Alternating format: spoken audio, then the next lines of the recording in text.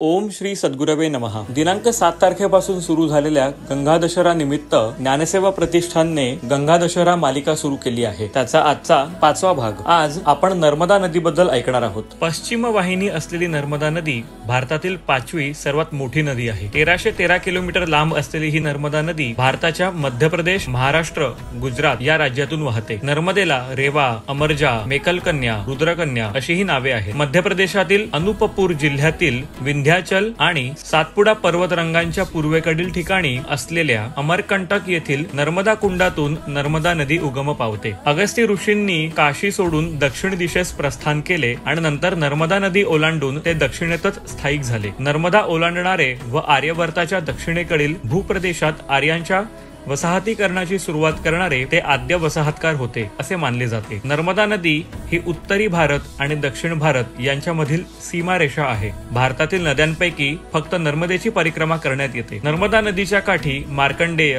कपिल, भृगु, श्री व्यास, च्यवन ऋषी, जमदग्नी ऋषी, अगस्त्य ऋषी, दुर्वास ऋषी, वसिष्ठ, कृतु, अत्री, मरीची, गौतम, गर्ग, चरक, शौनक यांच्यासारख्या अनेक ऋषींनी तप केल्याचे सांगितले जाते। यापैकी मार्कंडेय ऋषींनी पहिल्यांदा नर्मदा परिक्रमा केली।